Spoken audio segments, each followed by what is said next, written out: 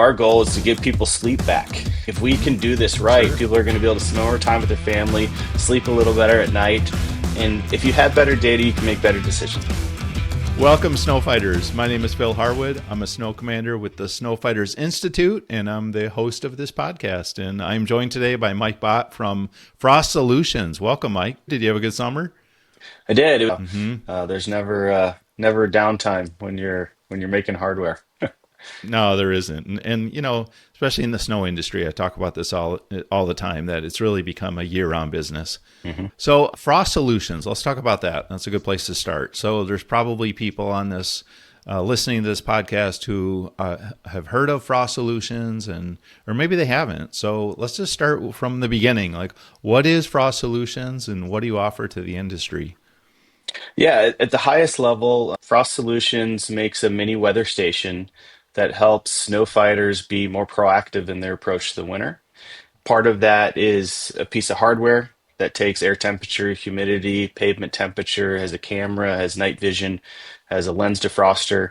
Package that up, put it wherever you want, and then we build a forecast for that piece of pavement. So if it's fresh blacktop versus concrete versus gravel, um, for that specific location, we're going to help you understand, you know, when you might need to salt or de-ice, when you need to deploy your crews, when you don't. Um, We've incorporated things like AI in the last few years, so you don't even have to watch the cameras. We'll tell you if there's something that is important for you to see, or if you want to know when the pavement temperature is going to drop below freezing. 2 hours before it's going to drop below freezing, we can do that. If you want to know right when we see snowflakes on the camera, we can tell you that too. So the whole idea in kind of how we approach the business is how can we make your life a little bit easier as a snow fighter? I remember at one of the trade shows we went to, we were talking to two or three prospects, and a couple of our customers walked up and they're like, "You guys are still driving around in the middle of the night? What the heck are you doing? Get some of these. Sleep through the winter. Your wife will like you a little bit better." Our whole thing is how can we make your life a little bit easier? And we've added a couple products since then as well, but it really started with that mini weather station. Yeah, so it's way more than a camera, right? That's So, right. I mean, just having a camera on a specific property was a huge innovation, because before hmm that, right, what were we left with? We were, DOT weather cameras hmm of roadways that didn't help us at all. hmm Some random cameras on university campuses or something pointing at some walkway, which really didn't help us at all. hmm Pictures of eagles' nests and things like that. So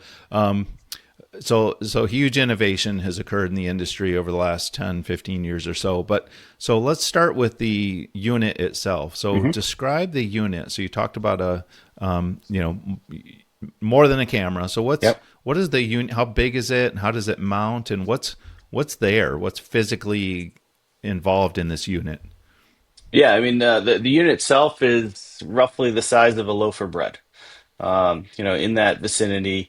It straps to any pole, or you can, throw some lag bolts and put it into a wall. Wrap a couple band straps around a pole and affix this wherever you want. You can move it later if you want. Typically mount these 12 to, let's say, 18 feet off the ground. And then there's a solar panel as well. That's maybe the size of your laptop. It's we've the version we had a few years ago. We've slimmed it down every year. We mentioned being busy through the summer. We get feedback from our customers and figure out how we can make the product better. So that's one of the areas that we're trying to make it smaller, a little bit less conspicuous, a little bit less of a target. Some very remote areas. People may want to mess with them or whatever, but for the most part, it's a fairly small device. You mount it on the pole, you point it where you want it to go, and it's kind of like setting up a ring cam. Scan a QR code, we Mm-hmm. walk you through step by step how to set it up. 10, 15 minutes later, you're all dialed in, and then you can look at the platform from a web-based dashboard wherever you are. So full functionality on your phone, on your tablet, on your laptop, to really give you the information you need when you need it. And the information you're looking at on the dashboard is pretty extensive. I've seen, you guys have set up really nicely at some of our Snowfighter events in the back of the room with all your gear and hmm big screen that shows everything. It's pretty impressive. Like, it's amazing how much information you're pulling from that station. So what What kind of you mentioned this early in your intro, but just walk us through like what are the big ticket items that people can see on that screen coming from that weather station? Yeah, I kind of think of it in, let's say, three or four chunks of information. So if you want to know what's happening right now, we have air temperature, pavement temperature, and humidity. We take those readings every minute. So it's not like if a car drives by, you're blind for 10 or 15 minutes. No, we take them every minute just because we don't want you to miss out, on something that's changing. We take photos. You can take them on demand, or we do them on a regular cadence, usually in the 20-minute range. Every 20 minutes, we'll take one automatically, but you can come in and request it right away. One of the things we added last year too was kind of a burst mode. So think of it as your iPhone live experience. You take a photo, you kind of push the photo and it starts to move. We basically stitch five or six photos together to give you some semblance of, okay, is it really coming down? What exactly is going on? Just to give you a little bit more perspective. And again, that was customer feedback. So that's kind of one, is what's happening right now. Is it snowing? Is there snow accumulation on the ground? Is the pavement wet? What's the temperature, et cetera, et cetera. Kind of the next big bucket is what's going to happen. So we've generated a pretty sophisticated forecast. We have data that shows it's better than your local news, it's better than NOAA, it's better than the HER. It's taking five or six of the best models across North America and fine tuning them for your particular piece of pavement. And very realistically, you could have a different pavement forecast, in that low corner where the water runs off and freezes than, in a higher plot in the same property you're servicing. But the idea of the forecast is every 5 minutes we regenerate it using all the environmental conditions, using all the conditions that we've captured, the observations we've captured from your weather station, and then we'll give you, an on the hour, forecast of what's going to happen both atmospherically. So, is it going to rain? Is it going to snow? Is there going to be wintry mix? What's the air temperature? What's the humidity? What's the dew point? And then, probably most importantly for this industry, is what does that mean to the pavement? So it might be snowing an inch an hour, but the pavement temperature is never supposed to drop below 35 degrees. It's not going to freeze until the air temperature drops and the pavement temperature drops when the sun goes down, for example. We've had a number of customers say, hey, I would have deployed my crews 4 or 5 hours earlier had I not followed your forecast. And sometimes it takes the first couple of snowstorms for a new customer to really believe the data, and the Sure. forecast tunes over time and gets better. But that's, I think, where our customers have found the most value is, hey, I know how much it costs to deploy my crew an extra hour or have them sit in their truck. Not to mention, they'd rather be at home playing with their kids or spending time with their wife or whatever the case may be. And so this is a way to both Sleeping. save money, yeah, sleep, yeah. Who needs to sleep, right, And Phil? and this is Yeah, property specific. I just want to that's right. reiterate, right? I mean, this is not like zip code. It's not county. It's not, That's right. Michigan, West Michigan. I'm in West No, Michigan, so it's not a this is like grid. It's literally specific to a that piece. property. Yep. That's insane.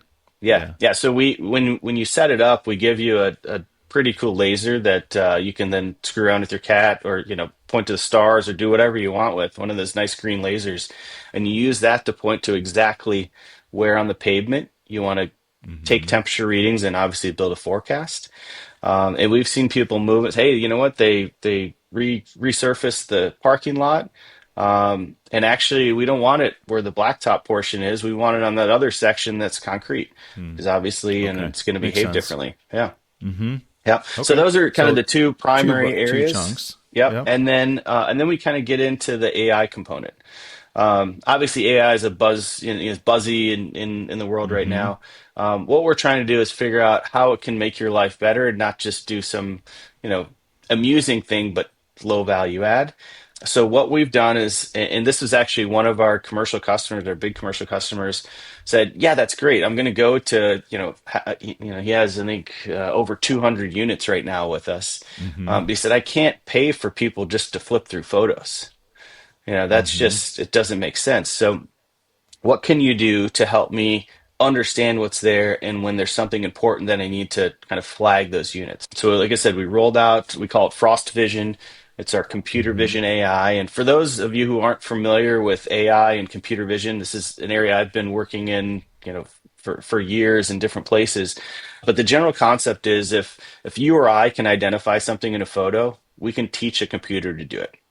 And Sure. so we've trained our model generally in that way, but we also allow you to provide feedback. So let's say there was a stretch where your first snowstorm comes in, or maybe you have some other weather condition that you want to make sure the computer vision understands.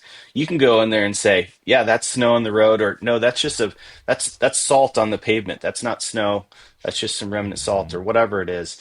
But you can train it, and therefore it's going to dial in for your particular photo, your particular unit, in a way that you've trained it to do so. So that's one of That's the cool super cool. features. And then one of the things we've also added that to my knowledge, no one else is doing this in weather, and the forecasting team we work with, they're like, well, no one's ever done this. I don't know if we can do it, but we've taken those photos and we've turned those into data points. So we've all been in the situation where, hey, it says that it's snowing outside. I'm looking at AccuWeather or whatever apps you have on your phone. Like, I'm looking outside, it's not snowing. Well, that's called the nowcast and kind of Hmm. forecasting terminology. What we've done is use those data points. It's snowing. We're going to use that as a data point, and we're going to basically run our model against that to fine tune what happens when all these other environmental conditions are in play at this particular location. Hmm. You mentioned the DOT cameras, and some of the air airport. A lot of times we'll have weather stations, or RWIS units, as they were called historically, road weather information Hmm. systems. A lot of times, the properties that Snowfighters serve, especially commercial ones, look nothing like what's going on the highway. Right? There's not Right. tree cover. There's Hmm. you know there's wind that can whip through there to change conditions, whereas you're nestled in a parking lot that's covered with tree canopy. It's a very different situation, and that's the With beauty no of traffic. Right. with no traffic, right? So it's completely different. Pavement temperature's different, air temperature's different, the environmental conditions that usually are a little bit different. There's a couple units that my town has just north of Chicago. They're about a mile and a half apart.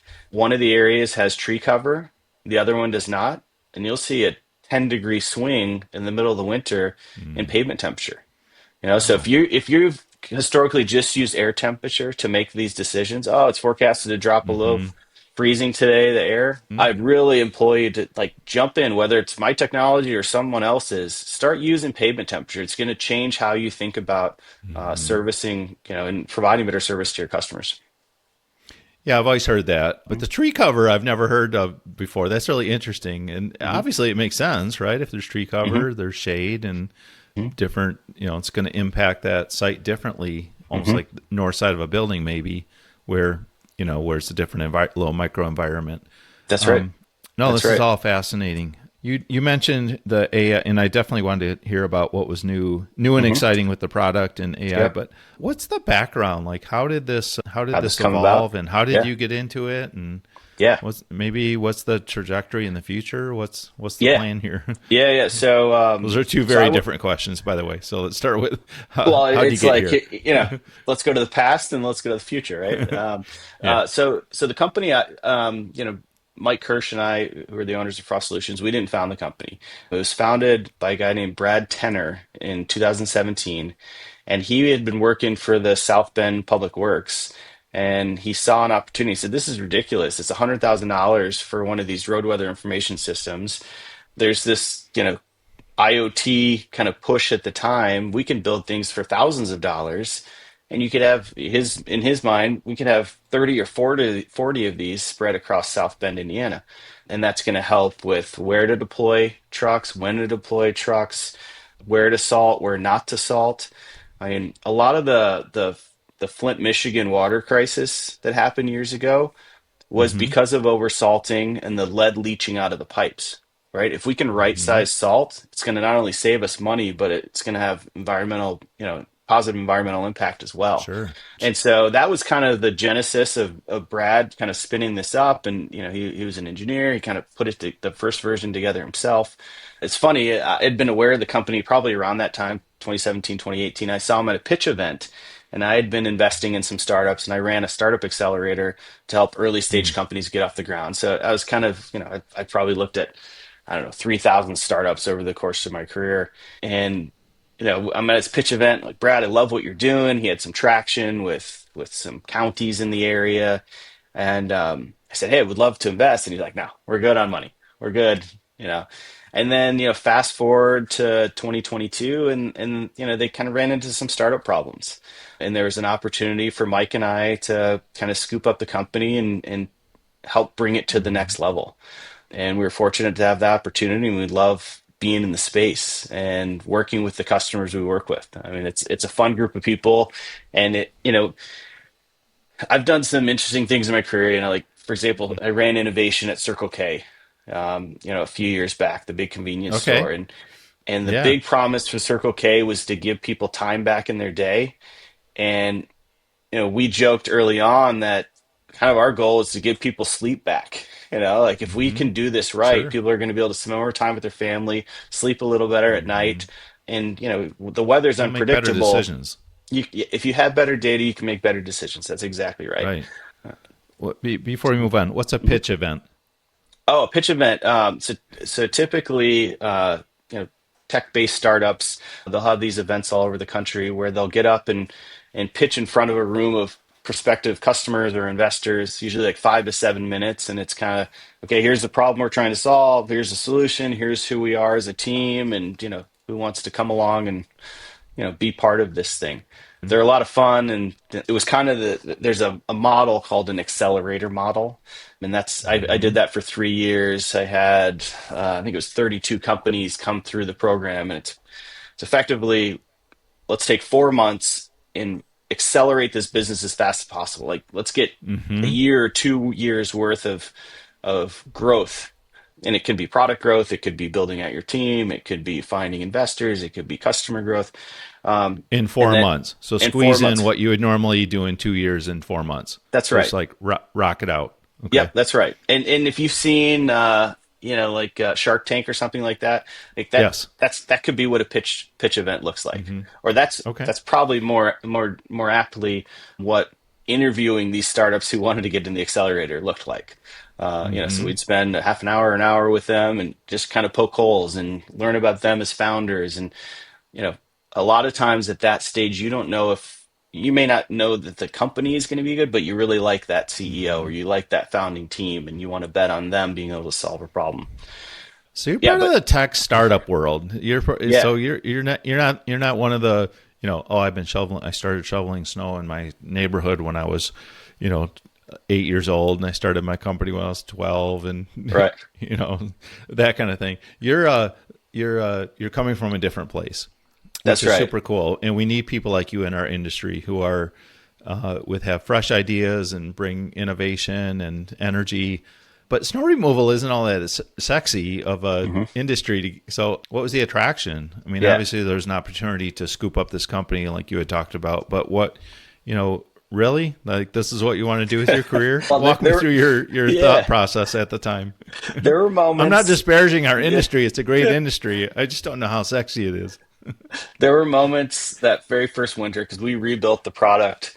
Took a lot of the learnings from the previous company, but rebuilt the product because we knew that the industry needed something better. And there were moments at 4 in the morning I'd wake up and make sure that I could log into the platform. There was a lot of stuff we did in a very short period of time to be ready for that Hmm. first winter. There were moments I was like, is this really what I should be doing? Like, okay, I have four young kids, and okay, but um, but kind of going back to the sexiness of the industry, that's kind of what I've built my career around is, let me go into industries that aren't as sexy, like convenience stores as an example, and how we Yeah, can Circle K is not very sexy. no, Let's be honest.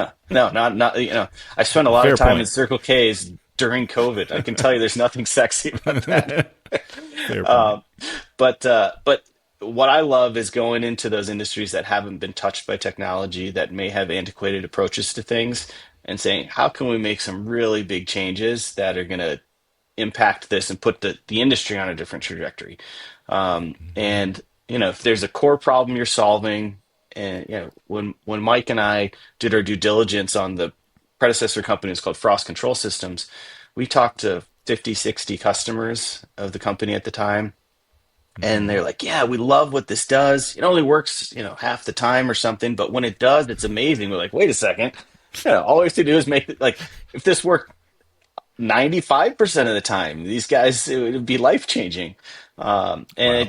it kind of spoke to the, okay, there's Hmm. something that needs to be, you know, done here.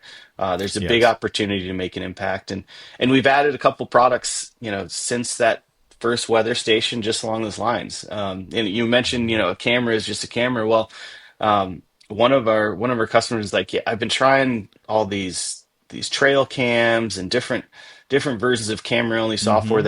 that's much less expensive. Is there any way you can help? Because I hate logging into multiple platforms. It's not reliable. Hmm. I said, you know what? Let's see if we can find something, and then we can process things through our AI and pull it into our dashboard and whatever. We couldn't find anything that was sufficient enough for this industry. Like you shouldn't have to go out every 6 months or 6 weeks rather and change the battery. Yeah, it's It's a got to be lot. super robust. Yeah, Yeah. yeah. I mean, super robust. Exactly right. And so we built this. We call it the Frost Vision camera, but it's basically everything that our weather station has, except for some of the sensors. We've kind of you know slimmed it down price wise, so you can have this network of weather stations that help in your microclimates to understand what's about to happen, and then some eyes in places you want some extra eyes. So we're Hmm. constantly adding new things. We added a snow depth sensor last year. We I was amazed when I heard how Frank kind of engineered the certified snow totals. This goes back to getting into the industry. Like, wait a second, he just trademarked it, and then people Frank had Lombardo at yeah, Weatherworks, that's the right. founder of Weatherworks. Yes. Yeah, and I love Frank. I was like, that's just genius. But there's opportunities even in measuring snow to get better. And Hmm. so, we work with WeatherWorks. They're good friends of ours, but we added a product that should complement what they're doing and hopefully make life a little bit easier for the snow fighter. You need to know when there's So an inch the of snow at your location. We can tell you mhm. when an inch of snow has fallen at your location. That's what the snow depth sensor does. Yep. Yep. Got it. Hmm. Okay. Yep. Cool. Let's talk about your client base. You work with more than contractors, correct? Correct. Yeah. So, what are some of the big categories of clients that you work with? Yeah, we're about equal between commercial and municipal customers. So municipal customers being cities, counties, state DOTs. We started to add kind of, I'll call government contracts, National Park Hmm. Service, Department of Defense contracts. So we've got some pretty cool DoD locations where we have units, and they're doing the same thing, any snow fighter's doing. Hey, we I need to think it's make the sure. Department of War now. That's right. I was going to say it, but yeah. So Go to Department, battle. We're going that's to right. battle, They're baby. going to All battle. right. Snow fighters should be in the Department of War, right? Okay. But Um, that's all within that municipal kind of government bucket, right? that's right. And you do a That's lot right. of work in West Michigan, right? You have We do. clients in Yeah, West Michigan. we Yeah. do. Yeah, a lot of Tell municipal us ones. about that. Like that's a good Yeah, example of how you engage with municipalities. So how yeah, did that start and what has it grown into? yeah. So I mean, actually, if you look at both sides of Lake Michigan, whether it's the east side in Michigan or in Illinois, in Wisconsin, it usually starts with one or two customers that are interested. For our municipal customers, we allow them to share with each other for free. So, Hmm. if for example, I'm in Lake Forest, Illinois, close to the lake, but I want to the public works folks that are doing snow removal in Lake Forest also want to know what's happening an hour or 2 hours to the west. And so it kind of it's like a land and expand strategy. It's probably similar to how snow fighters build route density. Okay, let's get one key customer here, and then let's say, hey, can you introduce me to your neighbor? Here's how it's going to help you. And then that neighbor, can you introduce me Hmm. to your neighbor? And suddenly you have hundreds of units in a pretty dense area, which helps with your forecast. And we allow them to go look at okay, what's going on out in Rockford, Illinois. Let's look at the photo there. Okay, yeah, it's snowing there. Yeah, that makes sense. The snow should hit in X number of minutes here because you guys know you've been doing this long enough that you have your own forecasts in your head based on what's happening in other places. Hmm. I mean, that's huge to have all these municipalities working together, Hmm. because, it just, I mean, I think all of us, the typical American, when you think about it, you're like, why does every little fiefdom have its own little proprietary, you know, chief of everything and, Hmm. city council and government and police department, and they don't work together, right? So for many years I was in Detroit, and every little community, every little 6 by 6 square had its own little thing, and there was no teamwork across municipal lines.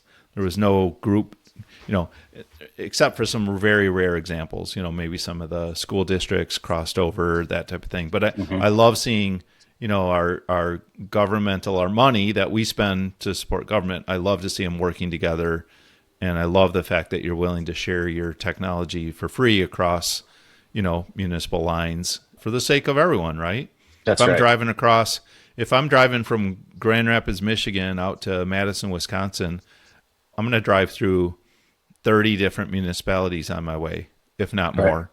So for me, I don't really care about all those. I just care that I want to get there safely.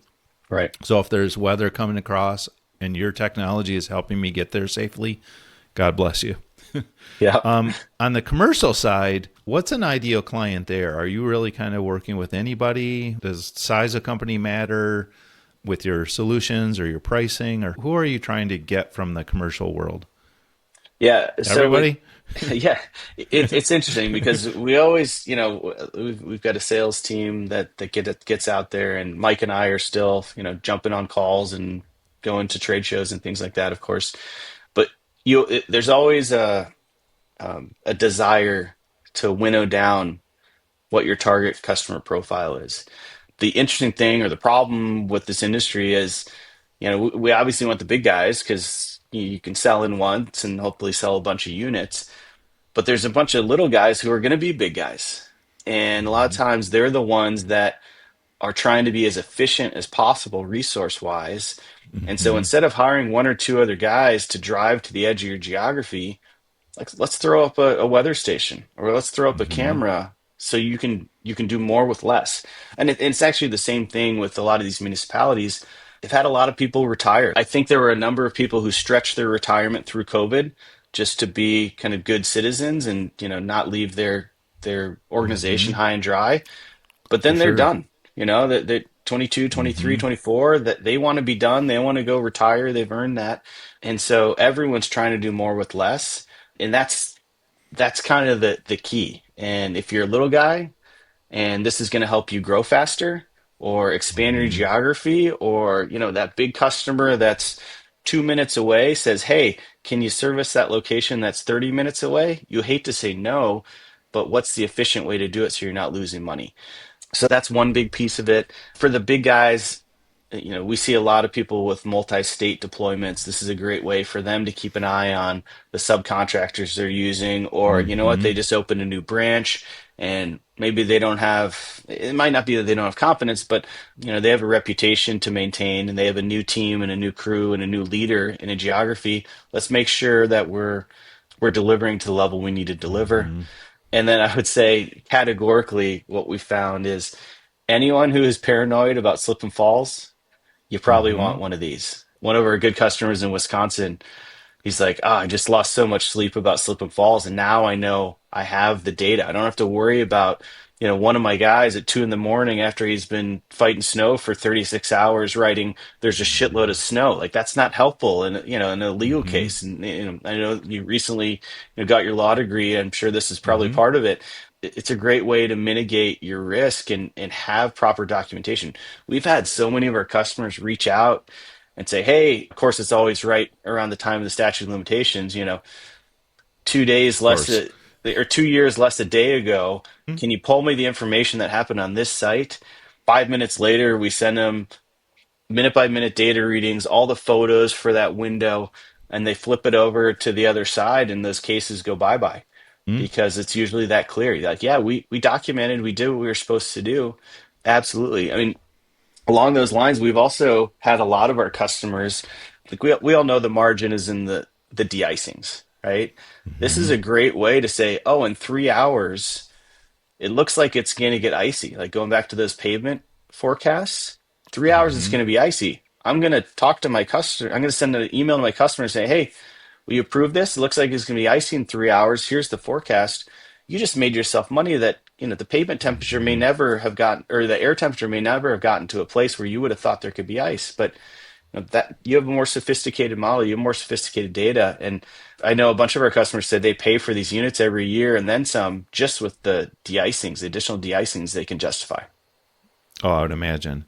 And on the flip side, if you have seasonal contracts, having better decision making, better control, where you're Right. not making poor judgments, Hmm. bringing people in too early, or applying materials when you shouldn't be. Hmm. Regarding slip and fall liability, Hmm. in Michigan anyway, and I know a lot of states are this way. In fact, Michigan recently, I think about 2 years ago now, the Michigan Supreme Court overruled a precedent that had been in place for over 20 years. And their rationale was to bring Michigan's premise liability approach in line with the rest of the country. So most states have an approach that now is similar to what Michigan had. Prior to that overruling, the case that they overruled was Lugo versus Ameritech. And prior to that, basically in Michigan, there was this open and obvious standard that really precluded a lawsuit getting into court. So the burden, the duty is the right word. The duty of a property owner, property manager, building owner is to provide a safe environment, and snow is open and obvious. So if it snowed last night, hello, of course it's going to be slippery unless there's a giant hole in the pavement that somebody can fall into 20 feet deep and there's no cones around it. The property manager, the owner of the building, really didn't have any other duty to protect anyone Hmm. about a snowfall. So a case couldn't go forward because there was no duty. Well, now with the overturning of that open and obvious doctrine in Michigan, now the case is going to come in because that's gone. That open and obvious doctrine is has been overruled. Now the case is going to go to court, and the fight's going to be over damages. Hmm. So you're going to get the case is going to make it into court, whereas before it never would even make it to court. And now we're going to argue over damages. So even there, having the data is going to make a huge difference in terms of what you're going to settle for, or God forbid if it goes to jury. At least you have all that ammunition. That's a real deal. So Hmm. I agree 100%. Those however many units you're buying, absolutely you can justify that expense, that investment, just because of the reduction in liability exposure. I did want to talk about, you mentioned, some of these smaller up and coming hungry companies Hmm. and using Frost Solutions as a way to grow. And I agree 100%. I think it totally makes sense. If you think about it, someone who's operating in a defined market and really has a good thing going, their clients love them, they want to grow their business, but maybe the client says, hey, can you take on the rest of this portfolio, and there's 5 other properties that are way outside of your service area, and you're going like, well, yeah, I can find a sub out there, but how am I going to watch them? How am I Yep. going to police what's going on? So having insight into what's happening just opens the door for growth. And that's what I love about Snowfighters, because the typical person coming to Snowfighters is someone investing in their business. They're being educated, they're spending money, they're buying new things, they're open to new ideas. And I got to believe that that's like the perfect client for you. That's And exactly right. Yeah. Who probably wants to why do you're it a better? sponsor of Snowfighters. Yeah. That's right. That's So, right. No, in actually a conversation we had at Snowfighters led to a business model innovation for us, and I think it's particularly applicable for these kind of little growing guys. Um, we were just talking about the different types of is it a seasonal, is it a per push, is there a variable component to your contract, and last year, kind of, I think it was around Thanksgiving, so probably too late in the season, but we pushed out this concept of a shared risk model because we think our units are very affordably priced, but we all know the when the cash comes in and when you're hurting in this industry. And so the mhm, concept was if it snows a bunch, and in the first 2 years Mike and I owned this company, it didn't snow that much, categorically. Last year was a little mhm, better winter for a lot of us, but there's still some places like Minnesota that didn't get, even close to their average snowfall.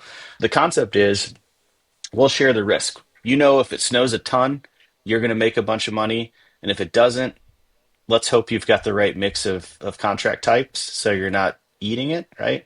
But the idea is if it snows below industry average, you're going to pay less to start. And then if it snows above industry average or, your 10-year average, you're going to end up, we'll make some money because you're making money. It's kind of balanced it just like you're doing the same thing with your customers. So Are little there things any like other that. suppliers doing that? I've never heard of any other supply in the industry partnering like that. Are I you mean, some aware of people enough? have, I'm not aware of it. People have told us we're stupid for doing it, but I why not mean, align our model with your model? it Let's totally let's makes make it sense, easier. but Yeah. yeah, just wow, that's amazing. Hmm. I would love Hmm. to hear just about your background a little bit. You mentioned you have Yeah. 4 kids. Like, what do you do outside of work? I coach a lot of youth baseball. I coach youth Really? basketball. Okay. Yeah. Yeah. Okay. So Wow. like I have boys who are 6, 10, and 11, and a little girl who's Mm-hmm. 3. So Okay. I'm either coaching or being terrorized by my kids, and and my wife for that matter. But yeah, we stay pretty busy. I think I'm a full-time logistics coordinator for my kids and all their activities. But Sure. I don't know, like Good for you. both my wife and I are pretty high energy. You've got our hands in a bunch of things, supporting school and Mm-hmm. the teams and different our Cub Scouts. The Cub Master of our local Mm-hmm. Cub Scout pack. We've got a camp out coming up next weekend. Fortunately, we've the last few years have done it around Halloween, and it could be below freezing on Halloween Sure. in the Chicagoland area. So Mm-hmm. so stay super active outdoors and having fun with the kids. This is a Good. window there. And then Mike Kirsch and I, we own kind of our the parent company we own. It's called Clashmore Ventures, and we'll invest in companies like a bathroom cleaning robot is one of the companies Oh we wow. invested in. There's a company Your called your side hustle. yeah, side hustle. Well, it's all in, Frost is part of Clashmore, but it's where I Sure. spend almost all my time. I don't know if my side hustles work and my family is the main hustle, but I understand. yeah, but Ebbs and flows. ebbs and flows. Yeah. Well, I'm waiting for it to ebb. Things have been pretty Mm-hmm. pretty fast paced.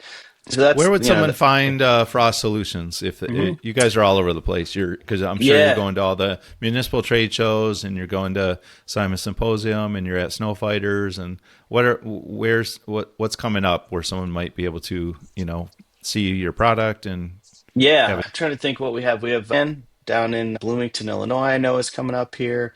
We were Mm-hmm. just out at Western Snow and Ice in Loveland, Colorado. I know Mm-hmm. we have a bunch of like a lot of counties will say, "Hey, can you come in? We're getting all of our snow fighters together, for our bi-monthly meeting or whatever it is." Mm-hmm. But we try to do a pretty good job of being all the places that you're going to be anyways and make it super easy. We were at PWX, that was in Mm-hmm. Chicago this year. But we do a lot of county meetings. We do a lot of APWA chapter meetings. Or I was just up in Milwaukee. One was that 2 or 3 weeks ago for the Simon Midwest Symposium. Mm-hmm. And then Wow. like frostsolutions.io. If you want to talk to someone, um, Mm-hmm. either put it in a note there, and we should be able to talk to you later today. Uh, Hit you the know, website. Yeah. hit the website. It's funny. A lot of times, especially once the snow season starts, we'll get a request for a meeting coming in at like 11:30 p.m. Once you've Mm-hmm. kind of wrapped up the day, and a lot of times, like I would see it and call someone back within a couple minutes. Like, what are you working for? I was like, what are you working for? Like, come on, like now is the That's window of awesome. opportunity. Right. You're busy at 7 a.m. So Love it. yeah, Hungry. No, that's yeah, awesome. yeah. So I'll give you the last words. Anything else you want to share with our listeners before we wrap up? I would just say make sure you're evolving because your competition is. I think that's another Mm-hmm. big area. It's fun to see, all boats rise, and it's going to challenge us to make better products. It's going to challenge you to provide better service. You mentioned Mm-hmm. some of the legal changes in places like Michigan. We have to be better as an industry, and we want to be your partner to continue to make your life easier and your performance that much better for your customers. Yeah, well said. And I agree 100%. Mike, thank you so much. This was amazing. Get caught up with you and hear about Frost Solutions and everything you got going on. You guys are great. Thank you for your support of Snowfighters, and we'll talk to you soon. Thanks, Phil. Great to chat. Talk to you later.